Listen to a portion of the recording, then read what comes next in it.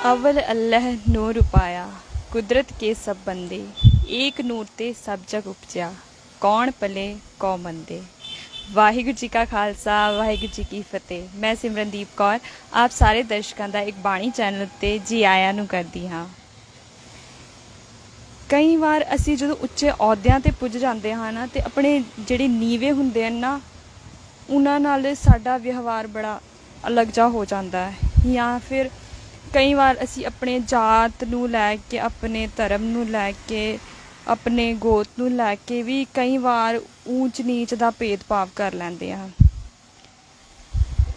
Daily routine विच तुसी वेख सकते हो जिवें कि स्वीपर जिहड़े हुंदे ने है ना उन्हां नूं जदों किते पानी देना हुंदा है ना या कुछ भी गल भी करनी कोई खुश हो के उन्हां नाल गल भी नहीं करना चाहता कि जदों भी उन्हां नूं वेख्या जांदा है ते उन्हां नूं यही सोच के कि स्वीपर हन इह ते थल्ले हन साडे तो इदां दा सोचिया जांदा है।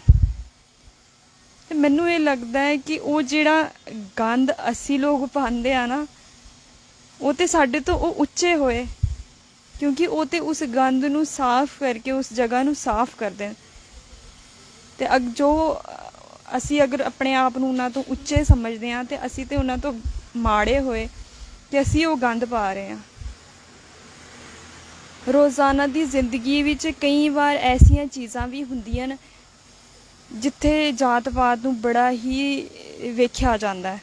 मगर हुण तुसी ब्लड नूं लै लो जदों किसी नूं किसी दी खून दी लोड़ हुंदी है ना कई बार ऐसा होया है कि कई ऐसे लोकां दे एक दूजे नूं ब्लड गए न जिसां उच्ची जाति वाले नूं नीवी दे भी ब्लड गए न तां ते किसी नूं कोई परेशानी नहीं हुंदी है ना तां ते खून जिहड़ा है तां चढ़ जांदा है। लेकिन तुसी नीवी जाति नूं अपने कोल नहीं बिठाना चाहते अपने आप नूं ज़्यादा चंगा समझण वाले उन्हां दे कोल नहीं बैठना चाहते कि वो तुहानूं छू लैणगे ते तुसी भी माड़े हो जाओगे। कई बार ऐसा हुण पहले भी हुंदा होया है पहले भी कई बार हुंदा सी ते हुण भी अज दे वक्त विच भी असी पढ़े लिखे भी हाँ मगर उन्हां चीज़ां नूं अज भी असी अपने विच रखे दा है। असी उन्हां जेलां विच हले भी बंद होए दे हां डके होए दे हां कि असी ये काम करना ही करना है। जिवें कि कोई अपने तो नीवी देखोगे जदों भी किसी नूं तो यही सोचदे कि बई मैं ते वड्डा हाँ वो ते नीवा है बई नीच जात दा है ते वो मेरे नाल बैठ नहीं सकदा। अगर इदां हुंदा ते गुरु महाराज जी सानू तां एक पंगत विच लंगर ही नहीं छकाउंदे। गुरु महाराज जी ने तो सानू हमेशा उपदेश ही दिता है कि असी सारे एक बराबर हाँ कोई वड्डा नहीं कोई नीवा नहीं। गुरु महाराज जी तुसी दरबार साहब देखा होएगा 4 दर्शन ड्योढ़ी दे 4 जिहड़े दरवाजे हैं खत्तरी ब्राह्मण सूद वैस उपदेश है 4 वर्णा को सांझा। गुरु महाराज जी ने हर एक जात पात दे भेदभाव नूं खत्म कीता है हर एक नूं अपनी गलवकड़ी विच लाया है ते कि असी उन्हां तो उत्ते हो गए हाँ नहीं असी ते उन्हां दी चरनां दी धूड़ भी नहीं हाँ ते सानू भी उन्हां तो काफ़ी कुछ सीखण दी लोड़ है। सो अज आप जी नाल एक ऐसी ही साखी सांझी करन जा रही हाँ जदों गुरु महाराज जी अपनी उदासियां के दौरान हरिद्वार पुज के उन्होंने जदों उपदेश दिता कि इशनान करन नाल ही सब कुछ नहीं हुंदा सब तो जरूरी हुंदे ने तुहाडे कर्म तुसी अपने कर्म किद्दां करदे हो। सरोवर विच या जिस तरह हरिद्वार जाके जिहड़े पंडित इशनान करते सन ते वो अपने आप नूं बड़ा चंगा मानते सन ते उन्हां सब चीज़ां नाल कुछ नहीं हुंदा कि साडी सच्ची सुच्ची किरत ही साडे वास्ते ज़रूरी हुंदी है।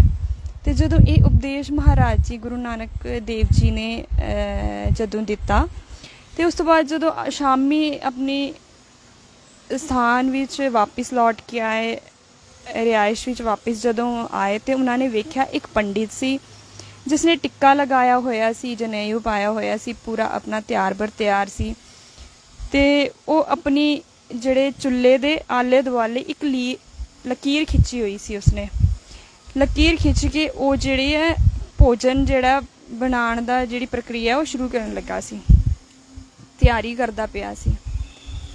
ਤੇ ਗੁਰੂ ਮਹਾਰਾਜ ਜੀ ਦੇ ਮਨ ਵਿੱਚ ਇਹ ਚੀਜ਼ ਆਈ ਕਿ ਕਿਉਂ ਨਾ ਅੱਜ ਇਸੀ ਨਾਲ ਗੱਲਬਾਤ ਕੀਤੀ ਜਾਵੇ, ਕਿਉਂਕਿ ਗੁਰੂ ਮਹਾਰਾਜ ਜੀ ਜਾਣੀ ਜਾਣ ਸਨ। ਗੁਰੂ ਮਹਾਰਾਜ ਜੀ ਨੇ ਆਪਣੀ ਉਦਾਸੀਆਂ ਦੇ ਦੌਰਾਨ ਕਈਆਂ ਨੂੰ ਸਿੱਧੇ ਮਾਰਗ ਵਿੱਚ ਲਗਾਇਆ ਹੈ। ਸਾਨੂੰ ਆਪਣੀ ਉਦਾਸੀਆਂ ਦੇ ਦੌਰਾਨ ਉਹਨਾਂ ਦੀ ਉਦਾਸੀਆਂ ਜਦੋਂ ਅਸੀਂ ਪੜ੍ਹਦੇ ਹਾਂ, ਸੁਣਦੇ ਹਾਂ, ਤੇ ਕਈ ਵਾਰ ਐਸੀ ਚੀਜ਼ਾਂ ਵੀ ਆਈਆਂ ਜਿਹੜਾ ਕਿ ਸਾਨੂੰ ਸਿੱਖਣ ਨੂੰ ਮਿਲਿਆ ਕਿ ਇਹ ਚੀਜ਼ ਕਿਸ ਤਰ੍ਹਾਂ ਕੀਤੀ ਜਾਂਦੀ ਹੈ, ਜਾਂ ਇਹ ਚੀਜ਼ ਗਲਤ ਹੈ, ਇਹ ਚੀਜ਼ ਸਹੀ ਗਲਤ ਵਿੱਚ ਫ਼ਰਕ ਕਰਨਾ ਸਾਨੂੰ ਮਹਾਰਾਜ ਜੀ ਨੇ ਦੱਸਿਆ ਹੈ। ਤੇ ਇਸ ਸਾਖੀ ਵਿੱਚ ਵੀ ਕੁਝ ਇੱਦਾਂ ਹੀ ਹੋਇਆ। ਗੁਰੂ ਮਹਾਰਾਜ ਜੀ ਨੇ ਪੰਡਿਤ ਕੋਲ ਗਏ ਤੇ ਉਸਦੀ ਜਿਹੜੀ ਉਹ ਲਕੀਰ ਸੀ ਉਸਦੇ ਅੰਦਰ ਜਾ ਕੇ ਗੁਰੂ ਮਹਾਰਾਜ ਜੀ ਨੇ ਉਸ ਪੰਡਿਤ ਤੋਂ ਬੋਲਿਆ, ਮੈਨੂੰ ਕੋਲਾ ਦੇ ਦਿਓ, ਮੈਂ ਵੀ ਆਪਣਾ ਜਿਹੜਾ ਲੰਗਰ ਹੈ ਉਹ ਤਿਆਰ ਕਰ ਲਾਂ। ਜਿੱਦਾਂ ਹੀ ਉਹ ਪੰਡਿਤ ਉਹਨਾਂ ਨੂੰ ਵੇਖਦਾ ਤੇ ਮਤਲਬ ਬੜਾ ਗੁੱਸਾ ਹੋ ਜਾਂਦਾ, ਉਹ ਆਪ ਹੀ ਕੋਇਲਾ ਬਣ ਜਾਂਦਾ। ਉਹ ਇੰਨੇ ਗੁੱਸੇ ਵਿੱਚ ਬੋਲ ਪੈਂਦਾ ਹੈ ਕਿ ਤੂੰ ਕੌਣ ਹੈ, ਤੂੰ ਇੱਥੇ ਕਿਸ ਤਰ੍ਹਾਂ ਅੰਦਰ ਆ ਗਿਆ ਮੇਰੇ ਇੱਧਰ, ਤੂੰ ਮੇਰੀ ਇੱਥੇ ਸਾਰੀ ਸੁਚਮਤਾਈ ਭੰਗ ਕਰ ਦਿੱਤੀ ਹੈ। ਇੰਨਾ ਵਕਤ ਹੋ ਗਿਆ ਮੈਨੂੰ ਇੱਥੇ ਪੂਰਾ ਤਿਆਰ ਕਰਦੇ ਹੋਏ, ਮੈਂ ਇੱਥੇ ਪੂਰੇ ਸਾਫ਼ ਸਫਾਈ ਨਾਲ ਲਿਪਾਈ ਕਰਕੇ ਚੰਗੀ ਤਰ੍ਹਾਂ ਚੁੱਲ੍ਹਾ ਚੌਕਾ ਸਾਫ਼ ਕਰਕੇ ਮੈਂ ਪਹਿਲੇ ਲਕੀਰ ਖਿੱਚੀ, ਫਿਰ ਉਸ ਤੋਂ ਬਾਅਦ ਲੱਕੜੀਆਂ ਧੋਤੀਆਂ, ਲੱਕੜੀਆਂ ਨੂੰ ਸੁਕਾਇਆ, ਫਿਰ ਆਪਣੇ ਜਿਹੜੇ ਭੋਜਨ ਬਣਾਉਣ ਵਾਲਾ ਭਾਂਡੇ ਸਨ ਉਹ ਸਭ ਸਾਫ਼ ਕਰਕੇ ਧੋ ਕੇ ਰੱਖੇ, ਜਿਹੜੇ ਭੋਜਨ ਬਣਾਉਣ ਵਾਲੀ ਸਮੱਗਰੀ ਸੀ ਉਹ ਤਿਆਰ ਕੀਤੀ। ਉਸ ਤੋਂ ਬਾਅਦ ਜਾ ਕੇ ਮੈਂ ਇਸ਼ਨਾਨ ਕੀਤਾ, ਇਸ਼ਨਾਨ ਕਰਕੇ ਮੈਂ ਹੁਣ ਆ ਕੇ ਜਿਸ ਤਰ੍ਹਾਂ ਹੀ ਬਣਾਉਣ ਲੱਗਾ ਤੇ ਤੂੰ ਆ ਕੇ ਸਾਰਾ ਮੇਰਾ ਭੰਗ ਕਰ ਦਿੱਤਾ ਹੈ, ਤੂੰ ਕੌਣ ਹੈ। ਬੜੇ ਗੁੱਸੇ ਵਿੱਚ ਉਸਨੇ ਗੁਰੂ ਮਹਾਰਾਜ ਜੀ ਨੂੰ ਬੜੇ ਬੁਰੇ ਤਰੀਕੇ ਨਾਲ ਗੁਰੂ ਮਹਾਰਾਜ ਜੀ ਨੂੰ ਜਦੋਂ ਕਿਹਾ ਤੇ ਗੁਰੂ ਮਹਾਰਾਜ ਜੀ ਨੇ ਸ਼ਾਂਤਮਈ ਤਰੀਕੇ ਨਾਲ ਉਸਨੂੰ ਜਵਾਬ ਦਿੱਤਾ ਤੇ ਕਿਹਾ ਕਿ ਮੈਂ ਤਾਂ ਆਪ ਜੀ ਤੋਂ ਸਿਰਫ ਕੋਇਲਾ ਮੰਗਿਆ ਸੀ, ਤੁਸੀਂ ਤੇ ਆਪ ਹੀ ਕੋਇਲਾ ਬਣ ਗਏ ਹੋ, ਮੈਨੂੰ ਦੱਸੋ ਇੰਨਾ ਕੀ ਹੋ ਗਿਆ ਹੈ ਕਿ ਤੁਸੀਂ ਇਸ ਤਰ੍ਹਾਂ। ਉਹ ਕਹਿੰਦਾ ਨਹੀਂ, ਤੁਸੀਂ ਤਾਂ ਮੇਰੀ ਜਿਹੜੀ ਉਹ ਹੈ ਭੰਗ ਕਰ ਦਿੱਤੀ ਹੈ, ਸੁਚਮਤਾਈ ਭੰਗ ਕਰ ਦਿੱਤੀ ਹੈ ਕਿ ਹੁਣ ਮੈਂ ਨੀਚ ਜਾਤਾਂ ਨਾਲ ਬੈਠ ਕੇ ਆਪਣਾ ਲੰਗਰ ਖਾਵਾਂਗਾ ਤਾਂ ਬਣਾਵਾਂਗਾ। ਮੈਂ ਇੱਕ ਬ੍ਰਾਹਮਣ ਆ, ਉੱਚ ਕੋਟੀ ਦਾ ਬ੍ਰਾਹਮਣ ਆ, ਤੇ ਹੁਣ ਤੁਸੀਂ ਕੀ ਕਹਿੰਦੇ ਹੋ ਕਿ ਮੈਂ ਨੀਚ ਕੋਟੀ ਦੇ ਨਾਲ ਜਾ ਕੇ ਬੈਠ ਕੇ ਲੰਗਰ ਛੱਕਾਂ ਤੇ ਉਹਨਾਂ ਨਾਲ ਬਣਾਵਾਂ ਜਾਂ ਉਹਨਾਂ ਨਾਲ ਬੈਠਾ ਮੈਂ ਜਾ ਕੇ ਉਹਨਾਂ ਨਾਲ ਜੁੜਾਂ। ਤੇ ਗੁਰੂ ਮਹਾਰਾਜ ਜੀ ਕਹਿੰਦੇ ਨੇ ਕਿ ਤੁਹਾਨੂੰ ਵੇਖ ਕੇ ਤੇ ਮੈਨੂੰ ਇਹ ਲੱਗਦਾ ਕਿ ਤੁਸੀਂ ਤੇ ਇਕੱਲੇ ਹੋ ਹੀ ਨਹੀਂ, ਤੁਹਾਡੇ ਨਾਲ ਤਾਂ ਵੈਸੇ ਵੀ ਨੀਚ ਤੇ ਬੈਠੇ ਦੇ ਨੇ। ਤੇ ਉਹ ਆਪਣੇ ਆਲੇ ਦੁਆਲੇ ਵੇਖਦਾ ਤੇ ਕਹਿੰਦਾ ਕਿ ਤੁਸੀਂ ਇਹ ਕਿਹੜੀ ਗੱਲ ਕਹਿ ਦਿੱਤੀ। ਤੇ ਕਹਿੰਦੇ ਮੇਰੇ ਨਾਲ ਤੇ ਕੋਈ ਵੀ ਨਹੀਂ ਬੈਠਾ, ਮੈਂ ਤੇ ਆਲੇ ਦੁਆਲੇ ਵੀ ਦੇਖਿਆ, ਮੇਰੇ ਨਾਲ ਤੇ ਕੋਈ ਵੀ ਨਹੀਂ, ਉਦੋਂ ਦਾ ਤੇ ਮੈਂ ਇਕੱਲਾ ਬੈਠਾ, ਮੈਂ ਇਕੱਲਾ ਸਭ ਕੁਝ ਕਰਦਾ ਪਿਆ। ਤੇ ਮਹਾਰਾਜ ਜੀ ਬੋਲਦੇ ਨਹੀਂ, ਕਹਿੰਦੇ ਦੇਖਣ ਵਾਲੀ ਨਜ਼ਰ ਹੋਣੀ ਚਾਹੀਦੀ ਹੈ, ਲੇਕਿਨ ਤੁਹਾਡੇ ਨਾਲ ਤੇ ਨੀਚ ਜਾਤ ਦੇ ਬੈਠੇ ਦੇ। ਕਹਿੰਦੇ ਨੇ ਕਿਸ ਤਰ੍ਹਾਂ। ਫਿਰ ਉਸ ਵਕਤ ਗੁਰੂ ਮਹਾਰਾਜ ਜੀ ਉਹਨਾਂ ਨੂੰ ਦੱਸਦੇ ਨੇ ਕਿ ਜਿਹੜਾ ਤੁਹਾਡਾ ਕ੍ਰੋਧ ਹੈ, ਕ੍ਰੋਧ ਕੀ ਹੈ, ਨੀਚ ਹੈ, ਤੁਹਾਡਾ ਗੁੱਸਾ ਜਿਹੜਾ ਇੱਕ ਉੱਚ ਅਵਸਥਾ ਵਾਲੇ ਬੰਦੇ ਹੁੰਦੇ ਨੇ, ਉਹ ਗੁੱਸਾ ਕ੍ਰੋਧ ਜਿਹੜਾ ਹੈ ਉਹ ਸਹੀ ਚੀਜ਼ ਨਹੀਂ ਹੈ। ਕ੍ਰੋਧ ਨਹੀਂ ਆਉਣਾ ਚਾਹੀਦਾ। ਕ੍ਰੋਧ ਕਰਨ ਵਾਲੇ ਨੂੰ ਉਸ ਪ੍ਰਭੂ ਦਾ ਗਿਆਨ ਹੀ ਨਹੀਂ ਹੋਏਗਾ। ਕ੍ਰੋਧ ਕਰਨਾ, ਜ਼ਬਰ ਤੇ